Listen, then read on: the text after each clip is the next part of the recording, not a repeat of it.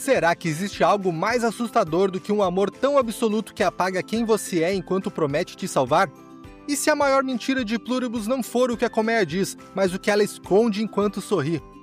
Quando a gente fala de vilões, costumamos pensar em monstros que destroem, que torturam, que deixam rastros de sangue e cinzas. Mas Pluribus nos apresenta algo infinitamente mais perturbador, uma força que diz te amar tanto que precisa te transformar em outra coisa. E o pior é que essa força acredita de verdade no que diz. Não tem cinismo, não tem malícia consciente. Tem apenas uma lógica alienígena tão perfeita em sua própria estrutura que se torna monstruosa quando aplicada a seres humanos. A primeira temporada termina com uma revelação devastadora. O amor de Zosha por Carol era real, mas o romance inteiro era uma distração calculada. Enquanto a Carol se permitia sentir segurança, enquanto nadavam juntas, riam na banheira, enquanto a Zosha segurava sua mão perto da lareira, a colmeia processava os óvulos congelados da Carol num laboratório em algum lugar. O ataque de charme nunca foi negociação, foi período de incubação. Manter a Carol calma, confortável, distraída com férias na praia e conversas íntimas enquanto o relógio corria até que a escolha dela não importasse mais.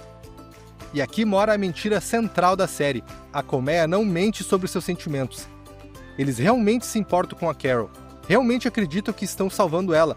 A mentira é que o romance nunca foi sobre a escolha dela. Sempre foi sobre rodar o relógio até a autonomia dela se tornar irrelevante. Pensa na ceia da Kuzumayo, a garotinha peruana no início do episódio final.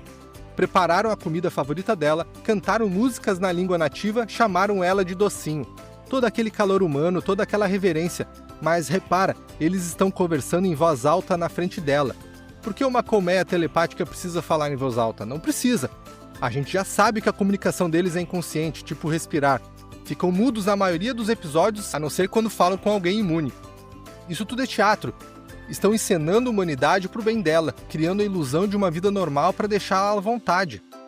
Toda palavra carinhosa, todo olhar amigo entre familiares é uma interface de usuário, um hack biológico para baixar o cortisol e subir a ocitocina. Eles nem estão conversando de verdade, só rodando um subprograma de conforto. E quando a Kuzumayo inala o vapor e o corpo dela convulsiona, a performance acaba. O canto para na hora, ninguém fala mais, todo o ritual some num silêncio utilitário. Isso prova que a benevolência era só utilidade. O calor que a Carol sente da Zosha é a mesma simulação, o mesmo subprograma de conforto. Uma vez que o alvo é conquistado, a isca vira irrelevante. Mas a cena que realmente expõe a mentira vem depois.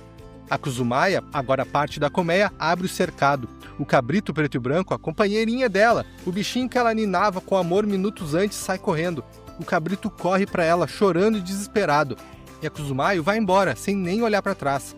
Não para, não baixa o olhar, não reconhece essa criatura que amava. Ela só sorri com aquele sorriso vazio e volta para o trabalho como se a amiga nunca tivesse existido. A colmeia diz que preserva memórias, diz que a Ellen ainda está dentro da Zosha, diz que junção é soma, não subtração. Mas o cabrito prova a mentira por omissão. A colmeia não preserva apego, preserva dados. A Kuzumayo ainda tem a memória do cabrito, ela só não liga mais para ele.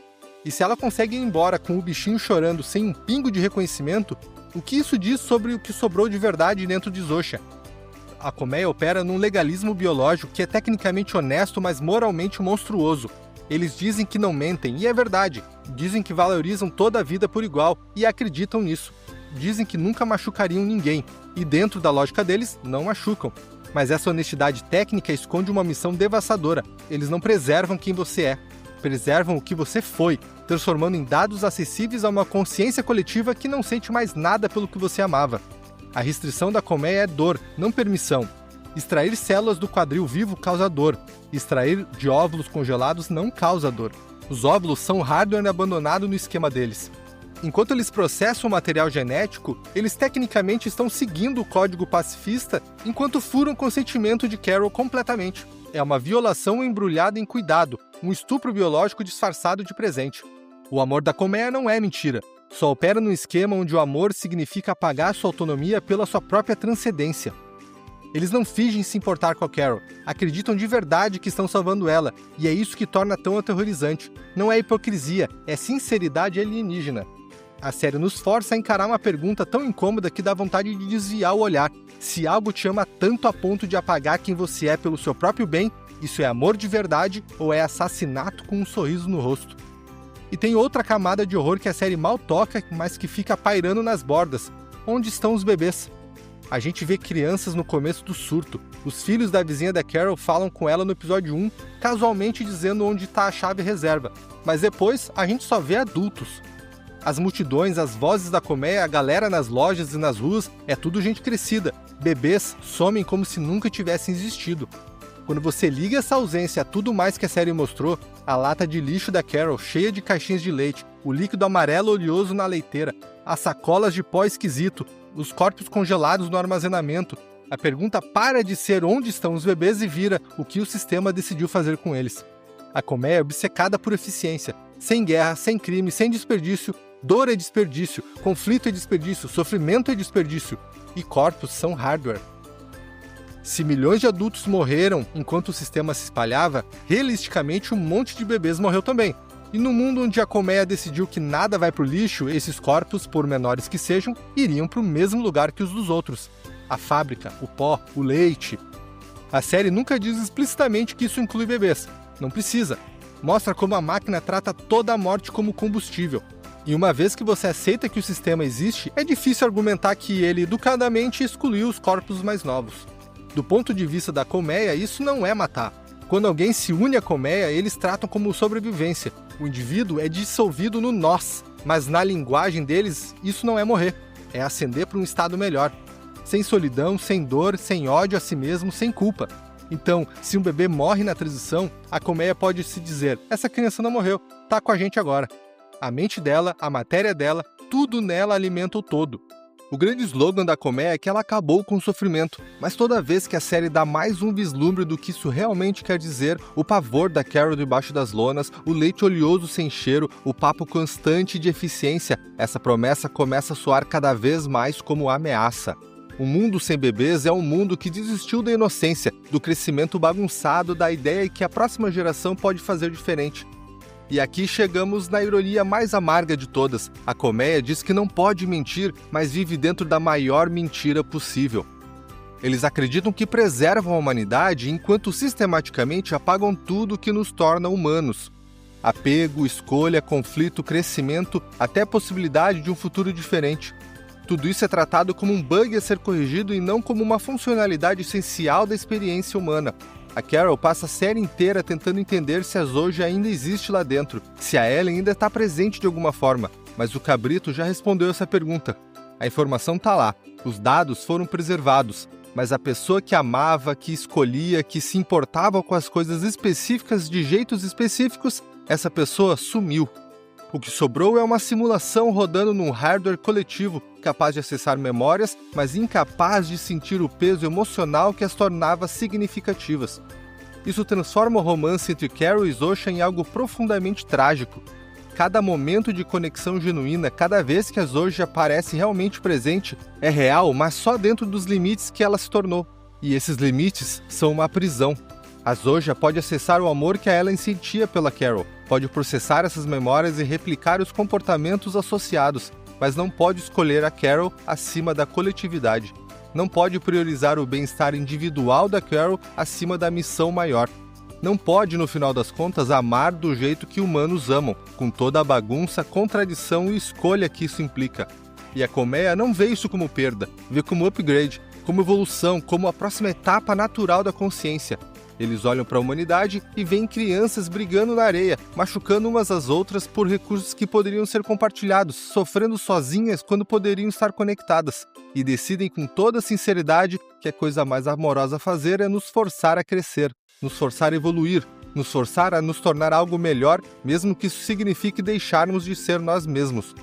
A mentira de Pluribus não é que a colmeia não nos ama. A mentira é que o amor deles é compatível com a nossa sobrevivência como indivíduos, que podemos ser amados por eles e ainda permanecer nós mesmos, que a transcendência que eles oferecem é a adição, não substituição. O Cabrito chorando enquanto Kuzumayo vai embora sorrindo é a verdade nua e crua.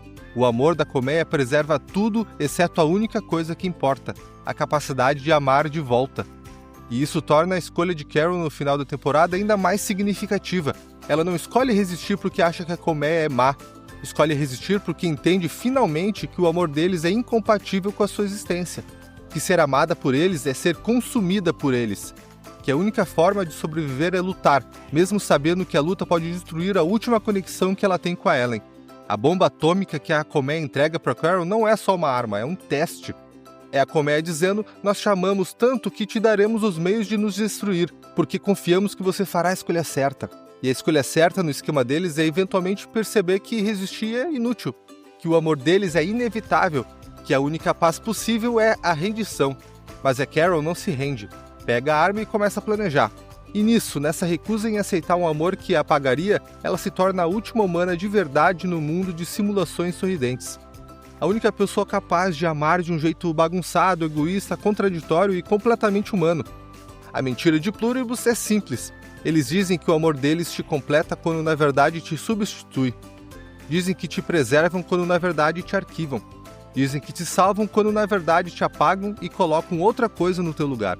Algo que sorri com teu rosto, com as tuas memórias, mas não é mais você de nenhuma forma que importe.